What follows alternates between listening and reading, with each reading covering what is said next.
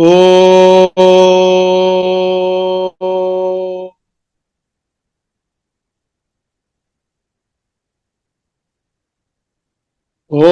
Sahana Vavatu Sahanau Bhunaktu Sahaviryam Karavavahai Tejasvinavadhitamastu Mavid Vishavahai.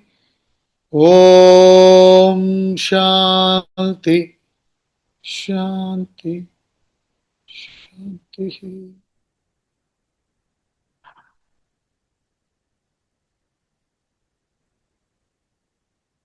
We'll chant Srimad Bhagavad Gita, chapter 4, verses 31 to 35.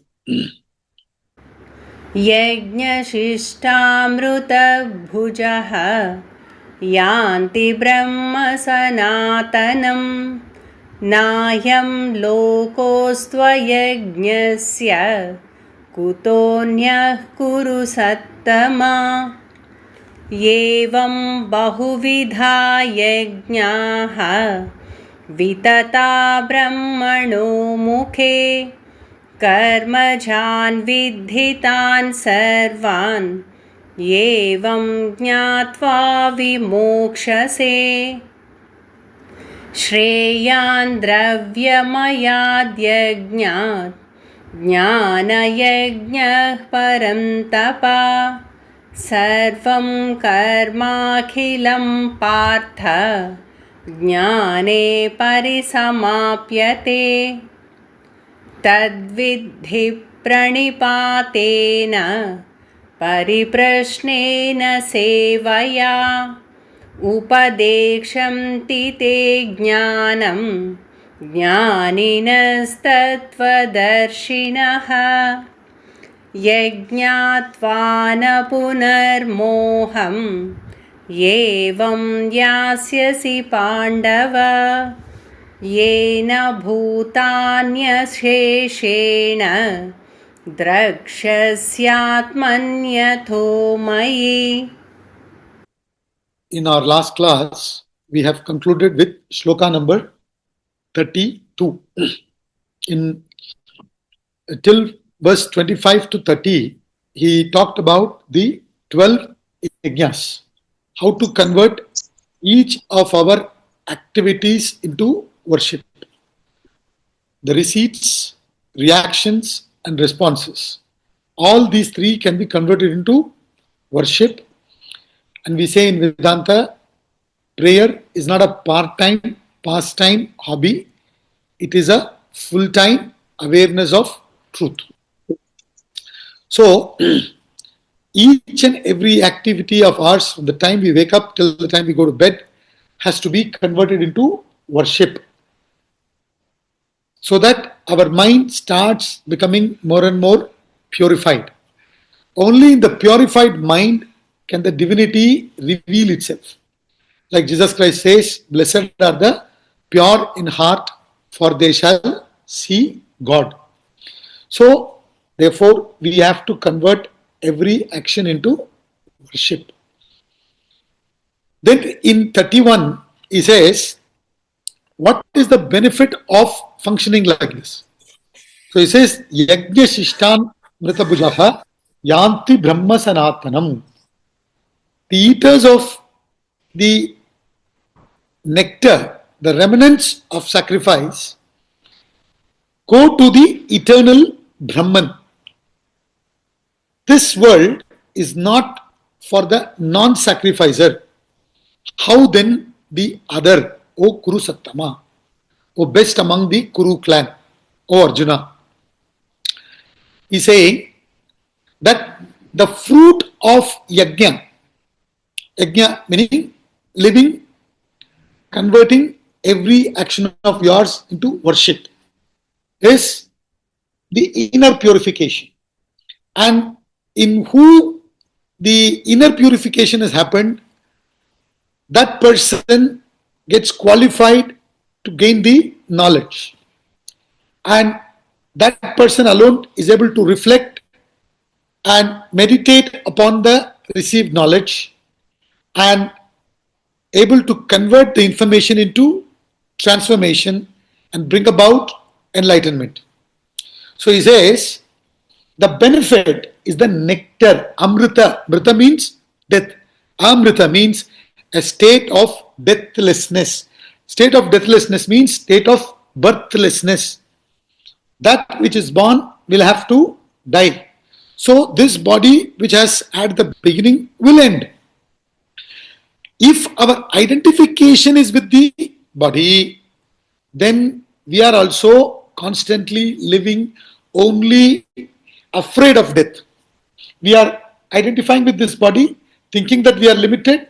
As a result, all the sorrows due to incompleteness comes.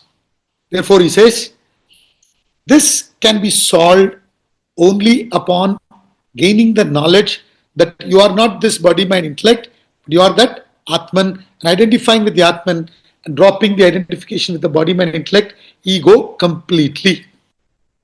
Such a person whose identification is not with the body, is with the Atma, which is never born. Therefore, he goes to the state of no death, Amrita. And in that state, if you look at it from the ego point of view, it appears as if it's a loss, because the ego is lost. But actually, it is a gain. You gain that totality, you gain the completeness. When the little portion of water that is identified itself with the wave loses that identification, it gains the identification with the ocean. Paripurnatvam. So it's a gain, not a loss. So having realized that I am Brahman, I'll be in complete bliss. And this will be eternal. It's beyond time, space. So therefore he says, go to Sanatana Brahman, eternal Brahman. They remain in that state forever. And then he says, a person who doesn't live following yajna, that person cannot be happy here, now, in the present. How can he or she be happy in future? It is not possible. Then in 32 he says, thus manifold sacrifices, many different yajnas are all spread out before Brahman, before Vedas. I gave you different interpretations. You can listen to those interpretations that we gave in the previous class. So all these yajnas, the source is Brahman, and it is all given in Vedas. Many activities are there. This list that he gave 12 is not elaborate list. You understand? Everything can be converted into worship. Thus manifold activities are spread out before the Vedas. Know them all to be born of action. Thus knowing you shall be liberated. Understand that action belongs to Prakriti, the body, mind, intellect. Atma is akarta, abhokta. It is a non-doer, it's a non-enjoyer. When you understand that you are only an enlivener and not the doer, you become free from its effect, the action's effect, because you are not having the motive that you are the doer. Therefore, there is no enjoyership of what? Pap and punya. Understand? You become free from all, you become liberated. Knowing, just gaining this knowledge and identifying with the Atma and becoming Brahman, you become totally liberated. You become absolutely free. Now, therefore, he is slowly building the thought to give us the importance of this knowledge and inspiring us to gain that knowledge. That's the only purpose of life, because only that will make us live life totally. I explained this to you. What is this liberation? Because a lot of people get scared when they listen to this word liberation, and all the more when they listen to that word liberation in Sanskrit, moksha. I don't want moksha. I want to live. They think that they get evaporated. I don't want moksha. I want to live. Moksha means you begin to live. Please understand this. You have to really understand the concept of moksha. Till the time we are not liberated, We are not living. We are all existing in the mind. You understand? We are never living. See, now some of you are here in the classroom, some of them are attending online. Now, those of you here in the class physically present, or those of you attending online, in between, as I'm talking, I may say, are you here? I can see you are sitting here in front of me physically. Some of you I can see through the monitor that you are there. But I can still ask, are you here? Why? You are in the mind. Your mind is wandering everywhere. Are you really here? You understand? So the mind is full of likes and dislikes. And throughout the day, I am directed by my likes and dislikes. I do what I like, I don't do what I don't like. Then I think I'm a free person. I say, I'm free. I only do what I like. Nobody can force me to do what I don't like. So I'm free. Are you really free? You are bound to the dictates of your mind. You're not really free. So a licentious person is not really free. Freedom is not doing what you like. Freedom is ability to do what is right at all times. You understand? The ability to do what is right, immaterial of whether my mind wants me to do it or not. Then I'm free. So only such a person begins to live. Others are all in the mind. Are you with me? So therefore, moksha means whoever has attained moksha, he or she alone lives. From that day, from that minute, you are totally living unfettered, no obstacles. You understand? You are a free person. Like the nightingale that sings or the peacock that dances. You understand? Out of no compulsion, out of no force. Right? There is no compulsion to please people. There is no compulsion to please anybody external or anything internal. Just expressing myself with no obstacle whatsoever. I begin to live my life totally. So therefore, he says that liberation can come only through knowledge. Knowledge of what? Knowledge of your self, about your true identity. Right?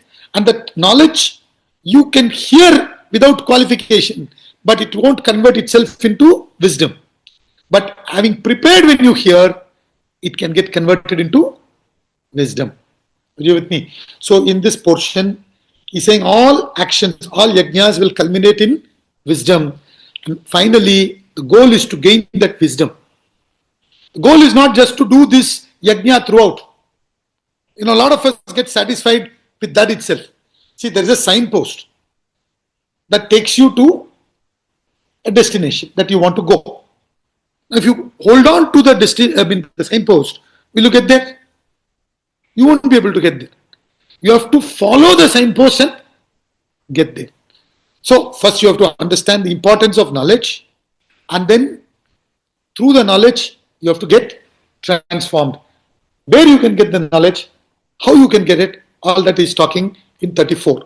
In 33, he's comparing this sadhana of knowledge with all other sadhana, and then establishing the importance of knowledge and highlighting that all other sadhanas are also important because it qualifies you to gain the knowledge.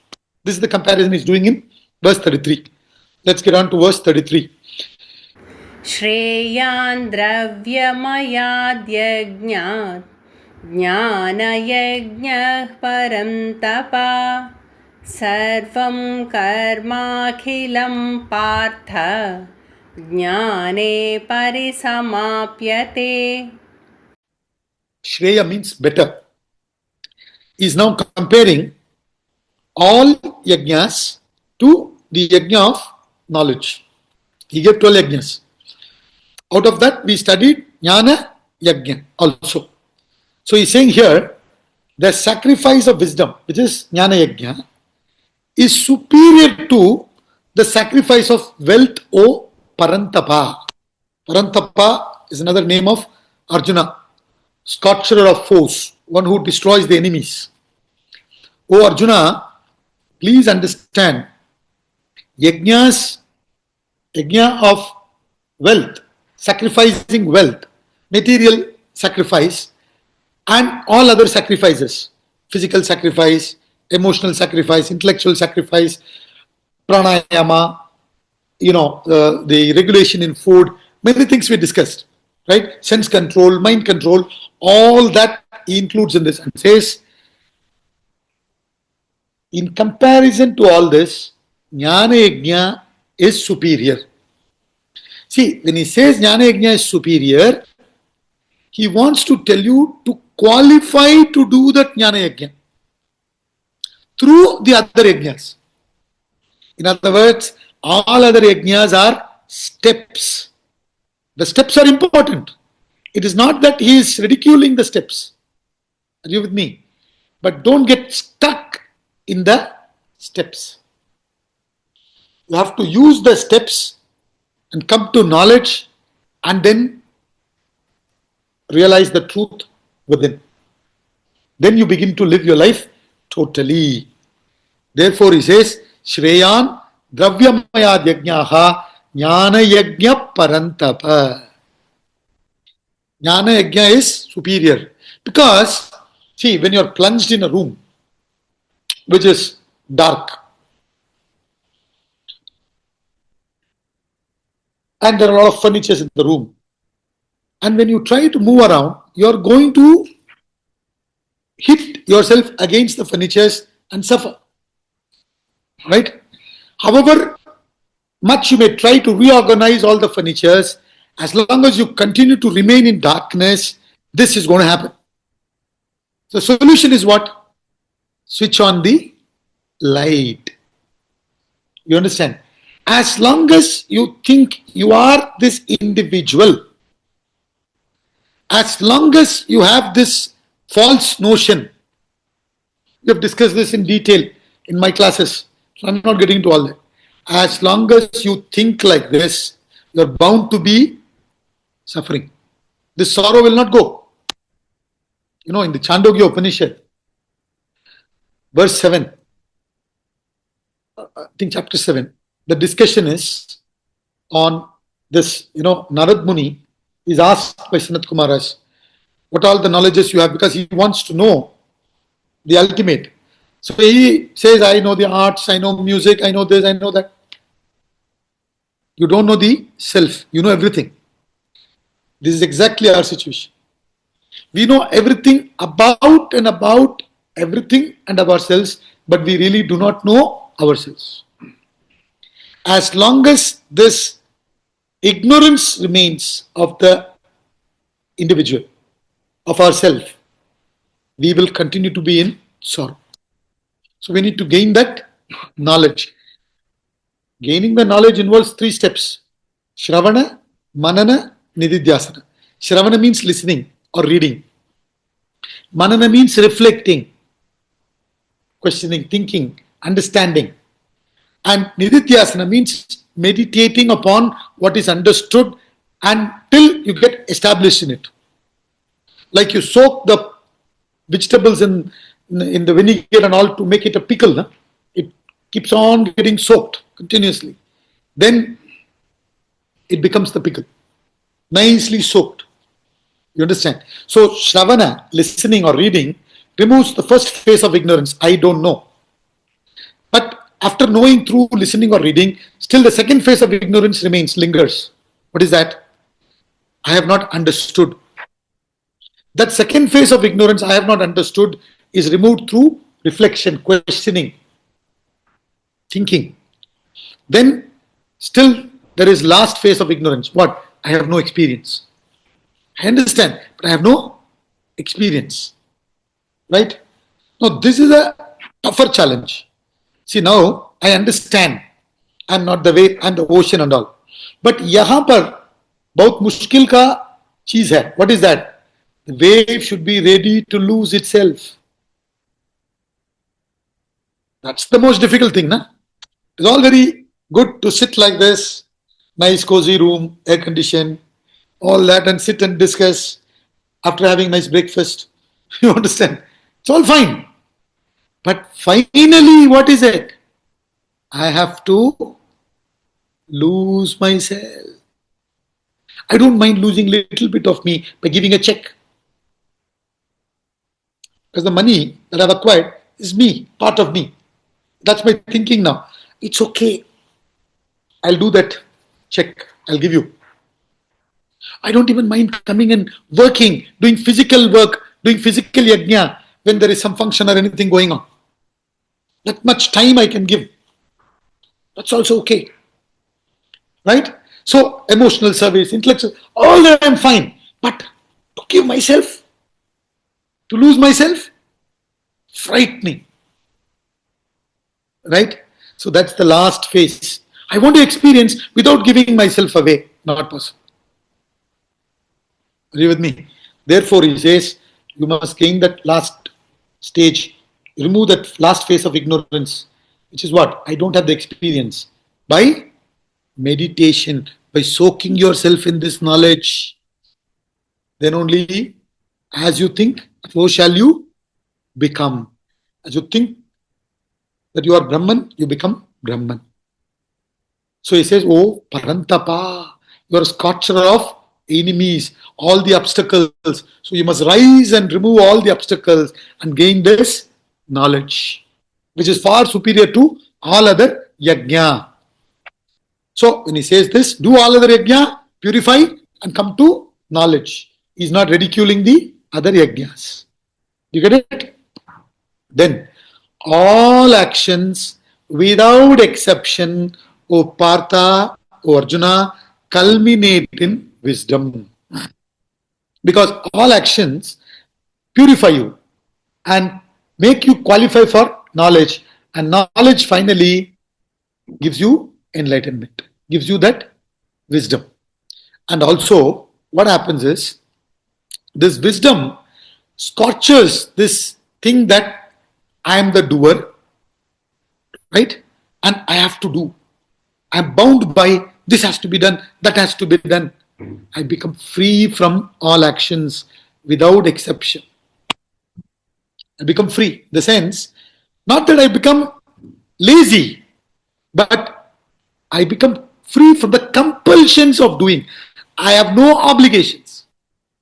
See, a peacock has no obligation to dance. A nightingale has no obligation to sing. Right? Yet it sings out of joy. Yet the nightingale sings out of joy. The peacock dances out of joy. Not out of any compulsion. So that freedom I get through wisdom. And all my karmas, all actions get dissolved in wisdom. In the sense, not only my total sanchita and the agami that I've created in this janma, my prarabdha also finally gets exhausted. Thereafter, I have no vasanas left to be born again. See, this line can be taken as expressing the explaining the school of Jivan Mukti and Videha Mukti. What is that? See, we have three types of karma. What are the three types of karma? Called as Sanchita, Agami, and Prarabdha karmas. Okay. Sanchita means collection, total, full bundle. You have lots and lots of assets. Out of that, when you go somewhere, you probably take only one credit card, which has certain limit. Right? And that also nowadays what we do, for safety purpose, we limit that limit through the online things, right? Whenever we want, you can extend it. Very little limited funds we take when we go out. So out of the total, little karmas, vasanas, have fructified and given you this birth, this body, this environment, which you have to necessarily exhaust through experience of sukha and dukkha. That is called prarabdha. Total collection is called sanchita, and that which propelled you to take birth is prarabdha. And if that prarabdha happened to be of human birth, having been born as a human being, you can create fresh karma or you can exhaust the existing karma. The ones which you create fresh is called agami. Agami, what happens at the time of death, goes back to sanchita, gets collected. Then again next prarabdha comes. Like this we go on. Again birth, again death. Is this clear? Now, when you gain the knowledge, what happens? When you gain the knowledge, what knowledge are you gaining? That I am Atma, not Lakshmi Narayan. I am Atma, not Hindu, not Shalini. You understand? All this, when I understand, what happens? My whole perception, everything changes. What? I am not born in the world. World is projected upon me. It is just a projection, like a movie projected on the screen. On the screen, in the movie, there may be a conflagration that is projected. What happens to the screen? Does it get burnt? It is actually cool if you go and touch it because the theatre is air conditioned. But what is projected on it? Fire, conflagration. Similarly, once I understand that I am not born in the world, world is a projection on me, then all these experiences, it can be good, bad, ugly, whatever it is, it doesn't touch me. You understand? In wisdom, all actions get burnt. So for all practical purposes, my sanchita is gone, my agami is gone. Then what is there? Only prarabdha is there, which can only get exhausted through experience. So such a person who's burnt the sanchita and agami through knowledge is called jivan mukta. While living, he is liberated. He or she is liberated. Only prarabdha is going on. So the prarabdha is expressing. If the prarabdha happens to be talking, he will be talking. If it is dancing, he'll be dancing. If it is singing, he'll be singing. Whatever it is. They live totally. Right? When the prarabdha is exhausted through experience, slowly, they give up the physical body also. So now what has happened? Sanchita is exhausted. Agami is exhausted. Prarabdha is also exhausted. There are no more karmas for them to take reincarnation. Therefore, there is no more reincarnation for that person. That is called videha mukti. So he says, this is the power of the knowledge of the self. And it can happen to you the moment you get the transformation. From that moment, all samsara goes. All sorrows goes. All bhaya goes. All fear goes. And whatever may be the challenges, you will go through it, face it cheerfully. You understand? So, whatever may be the challenges, you will go through them cheerfully. That's all he's saying. So, therefore, in verse 33, he's saying the sacrifice of wisdom is superior to the sacrifice of wealth, O Parantapa. All actions without exception, O Partha, culminate in wisdom. So you must gain that wisdom. How to gain that wisdom? Then the next question is that. How should I gain that wisdom? From whom should I gain that wisdom? Where is the source? How do I get it? That he explains in verse 34. Very important, oft quoted shloka. तद्विद्धि प्रणिपातेन परिप्रश्नेन सेवया उपदेक्षन्ति ते ज्ञानं ज्ञानिनस्तत्त्वदर्शिनः. Tat viddhi, know that. You should know that. Means what?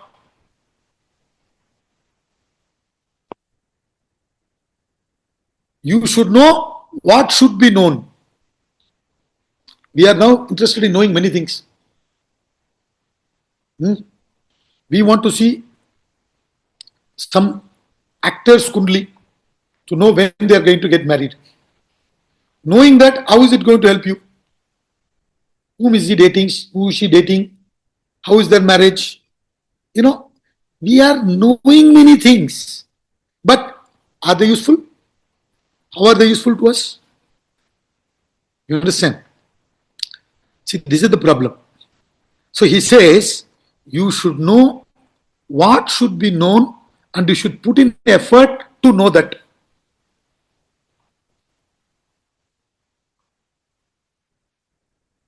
So he says, Tad Vidhi. That word Tad Vidhi means all this. Know that Brahman, of course. First you should know that that's the main thing that is to be known. Without knowing that, I know many things. What is the use? That's why we talked about Narad Muni. Right? See, Yudhishthira, after conquering the Kauravas, when he was established as the king, he wasn't happy. So, Sri Krishna says, come with me. Let's go and meet Bhishma. Bhishma Pitamaha is lying on the bed of arrows. So he says, let's go to him. He's lived his life 125 years, right? Waiting for the Uttarayana time to die, right? So let's go and ask him, what can really give the fulfillment in life? Somebody who's lived so long only can answer. So let's ask him, he says. Sri Krishna himself could have answered, but probably he was not in the mood. Right? So he says, let's go to him. So he goes and asks, Kimekam daivatam loke, kim vapyekam parayanam, stuvantakam kamarchanta, prapnuyurmana vashubam, kodharma sarvadharmanam, bhavata paramo mataha. This is Vishnu Sahasranama. Understand? Yudhishthira is asking Bhishma. And Bhishma is giving 1,000 names of Lord Vishnu. Right? How does it start? Vishwam Vishnuhu. Vishwam Vishnur Vashatkaro Bhuta Bhavya Bhavat Prabhu. Right? Vishwam Vishnuhu. This Vishwam is Vishnu. Whole universe is all pervaded by Brahman. Knowing that alone you can be fulfilled. Understand? In many different ways. This is what is being taught. By knowing that and attuning with it alone, do you fulfill the purpose of your life. Otherwise, you are interested in many attainments and you can go and attain many things. You will not find that fulfillment. Fulfillment is not in the attainments. Fulfillment is in that attunement. This you should know. You get it? So he says, Tad Vidhi. Tad Vidhi Pranipatena. Now is very interesting. Know that knowledge, know the fact that that knowledge alone is to be known, and know that from whom and how, right? From whom I can gain that knowledge, from where I can get that knowledge. I should know that, no? From where I can get that knowledge, from whom I can get that knowledge, and secondly, how I can get that knowledge. Somebody is ready to transfer. Many times what happens, you want to transfer some file from one gadget to another. So you say transfer. Then the software says cannot transfer. Why? The other gadget is having lots of memory, less space. Please empty that. Then only I can do the transfer. Isn't it? That's why Jesus Christ said, empty thyself, I shall fill thee. You are so full of I. The real I cannot fill you. Because you are so full of the idea of I. I am Sujata. I am X. I am Y. I have done this. I have not done this. I will do this. We are so full of I. So the real I has no way of filling us. The real I has no way of filling us. So first we have to get rid of this empty. We have to unlearn. You understand? We have to qualify. We have to change the attitude. Only when we have the right attitude, with the right attitude, we have to go to the right person and gain the knowledge. Otherwise, we cannot gain. Not possible. So, he's saying three words he gives here to mention the qualities of a student. How a student should be. Only then in that student the knowledge can get transferred. So first thing he says, that with the pranipatena, means through prostration. That with the pranipatena, pariprashnena, through questioning, sevaya, through service. Three things he mentioned. Know that by prostration, by questioning, by service. Tadvitti pranipatena pariprashnena sevaya upadekshanti te jnanam jnaninas tattvadarshinaha. The wise who have realized the truth will teach you the knowledge. Upadekshanti te jnanam jnaninas tattvadarshinaha. A jnani who is a tattvadarshi will teach you. A Gnani who is a Tattvadarshi alone can teach you. And a Gnani who is a Tattvadarshi has to be attracted by you. Please understand. When you are ready, the Guru will find you. So rather than wasting your time in trying to find the Guru, first become the Sishya. Are you with me? First, create the demand. When there is a demand, what will happen? There will be supply. We are concerned about supply. No, don't worry. Create the demand. So these are the three things that is very, very important. He mentions this in different ways in Gita and also in different scriptures in different ways. The Gurus have mentioned. But what they are emphasizing is that attitude. That attitude is important. See, in the Mahabharata, the story goes that both, what is his name, Duryodhana and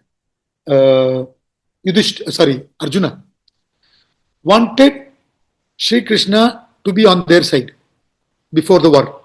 They both went there. Arjuna went, Duryodhana went. Sri Krishna was pretending to be sleeping. Duryodhana said, I'll go and stand next to his head. Arjuna said, I'll go stand next to his feet. Sri Krishna opened his eyes. He saw Arjuna first. Oh, Arjuna, you've come. What can I do for you? Oh, Duryodhana, you also come. What can I do for you? He says, okay. Two of you have come. What do you want? Both of them ask for the same. I can't give both the same. One side I will fight without weapons. Other side, my entire army will fight with all the weapons of mass destruction. You understand? Which one you want? Arjuna, I saw you first. You tell me. And Arjuna's attitude is what? Humility. He went and stood next to Sri Krishna's feet. So with humility he says, we just want you. Duryodhana was very happy. You understand? So both were happy. Arjuna was also happy. Duryodhana was also happy. But finally, who won the battle? You know. So the attitude is very, very important. The right attitude is a very essential aspect in scaling great altitudes in life. Let's understand this. Deeper altitudes in life, not what people consider as great altitudes. Time will teach you that these are not real great altitudes. You understand? So he says, know that by prostration is telling about humility, number one. Number two, prostration, we say Sashtanga Namaskar. Your complete body falls flat on the floor, head to toe, right? Where what it means is signifying the mind is surrendering. Unless the mind is surrendering, it's impossible for the flow of knowledge, for the transference of knowledge. A student was constantly approaching a Zen master and saying, please teach me knowledge, please teach me. And every time he was saying, yaar, I'm busy, this thing, that thing. And one day, he was so determined, he was not leaving it. And it was tea time. So the Zen master, what he did, he didn't answer. He was pouring the tea from the kettle into the cup. The cup was overflowing. And he's pouring, it's filling and overflowing. And this fellow is going on asking, sir, please, take me as your student, take me as your student. He says, can you not see the cup is overflowing? That's all he says. Meaning you're full. I can't transfer the knowledge. Unless and until you drop the ego, there is no way of transference of knowledge possible. So, prostration, you understand, means humility, total surrender of the mind. With Shraddha, you have to ask, with faith, with humility. And then questioning, pariprashnena, he says. English translation is questioning. Pariprashnena means what? You can't go and question the Guru when the Guru is about to sleep. Right time, in the right way, after having eaten your meals. You're sitting and casually lying down like this. Can you talk a little bit about Bhagavad Gita? You know, later on in the end, Sri Krishna is going to say this. He's going to say that don't teach this to a person who doesn't ask. And don't teach this to the person who doesn't ask appropriately. So pariprashnena means asking appropriately, with due respect. Without questioning, there is no possibility of growth. But there has to be proper questioning. Who are you to tell? Not that kind of questioning. Right? See, what's happening is, like I just said in this class itself, the knowledge that the Guru is giving us is that you are Brahman, the divinity, upon which this world is projected. Okay? Is this clear? But what is our understanding? I am XYZ, born in the world. You see the difference? My understanding, knowledge today is I am this personality which has date of birth, which will have a date of death, I don't know.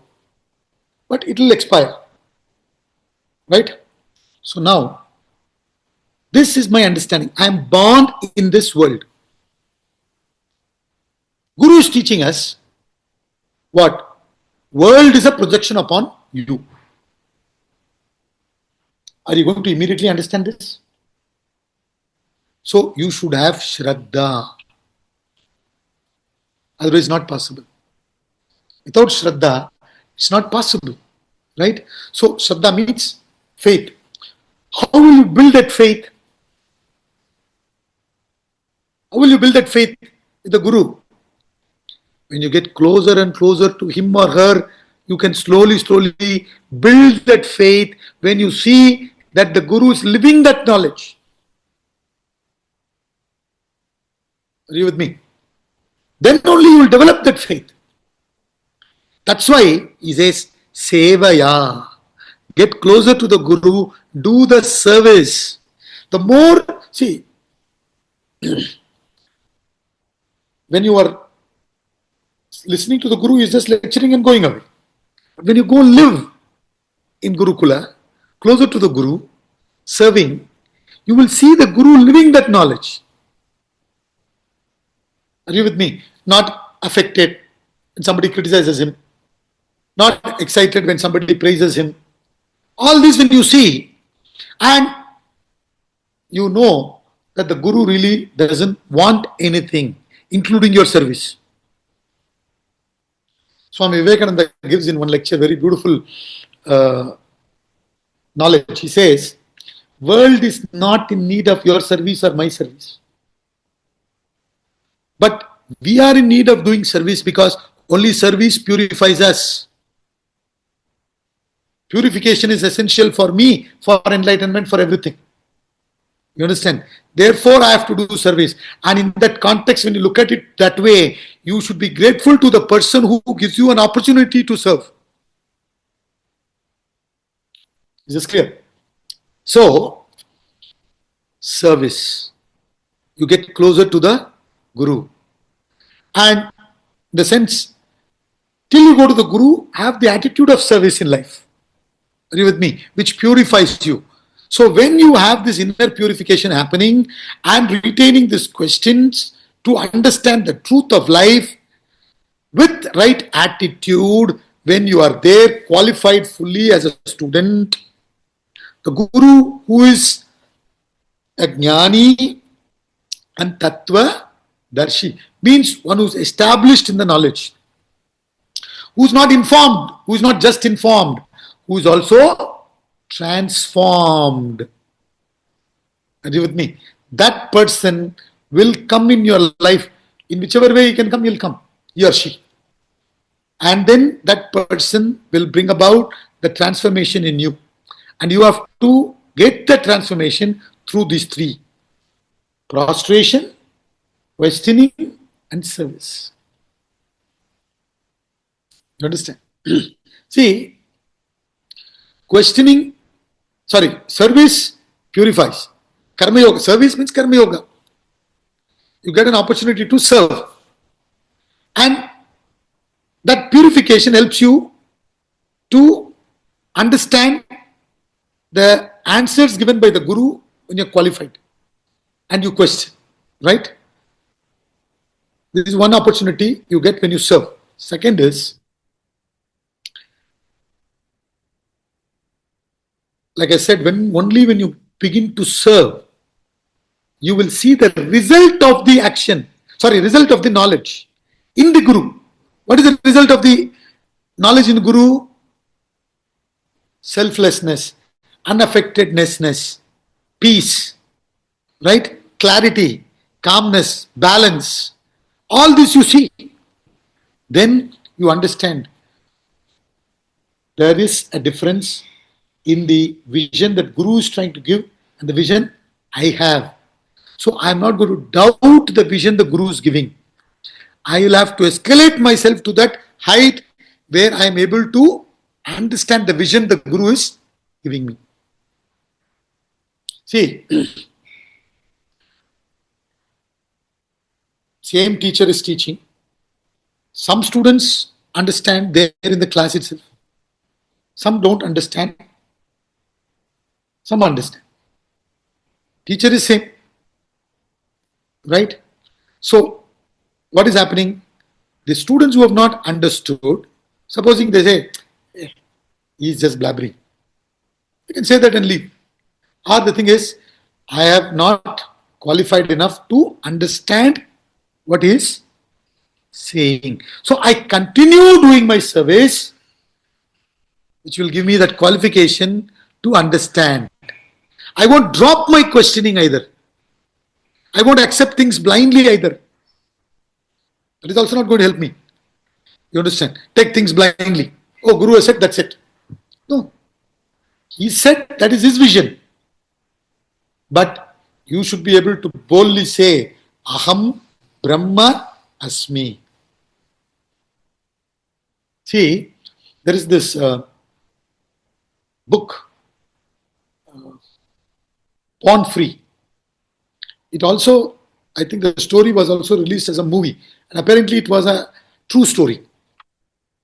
Many years ago, around in Kenya or somewhere in the jungle, the couple who were in charge of that place, they had few animals with them from childhood. They were bringing them up, and one of them was lioness, a cub.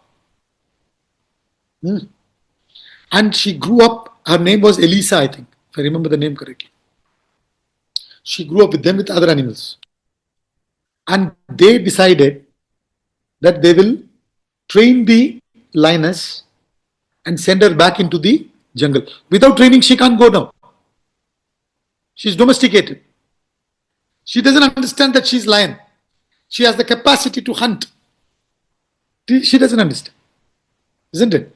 So they train her, and she gets beautifully trained and slowly begins to understand her capabilities, and she understands that she is the lioness, and she roars and she goes back into the jungle. Many years later, the story goes that she came with the lion, but she kept the lion at a distance and came and visited the people, those who brought her up, and went back. That's what the story says. See, I'm giving this story to tell you that the lioness is born free, but at the moment doesn't know. Are you with me? So similarly, the Guru is saying, you are that Brahman. You are saying, I am this X, Y, Z. But you have no doubt in what Guru is saying, because you understand. You are seeing the effect in the Guru by doing service. Are you with me? Then you develop Shraddha. With that Shraddha, you continue doing sadhana, serve, and improve yourself. Then you begin to what? Rise to that height where you slide into that knowledge and make it your own and roar what? Aham Brahma Asmi. I am Brahman. That transformation comes. So, that Gnani, Tattvadarshi, who knows the truth in essence, not just the one who knows the truth through books. Are you with me? He or she alone can bring about the transformation, and he or she will be attracted into your life when you are qualified. So therefore, where is the emphasis? In becoming qualified. In the 11th chapter of the Gita, we are only in the 4th. In the 11th, Arjuna is asking Sri Krishna, if I can see your Vishwarupa. And then he says, if you think I am qualified, please show me. See, in a haste we can ask questions, but we don't understand that some of the questions we probably are not yet qualified. See, this question, is there God? Anybody can ask. Small children can also ask, God is there or not? Anybody can ask. Will they understand the answer? You straight away go from the class and say, you are God. They will say, very good. It's confirmed now. All along I thought there is something wrong with you. Now it's confirmed. So they won't understand. You get it? Therefore, these questions can be asked. Right question for the right level of development you should ask. Then you progress. So, tadvidhi pranipatena pariprashnena sevaya upadekshanti te jnanam jnaninas tattva darshinaha. Beautiful shloka. Let's conclude the class. Om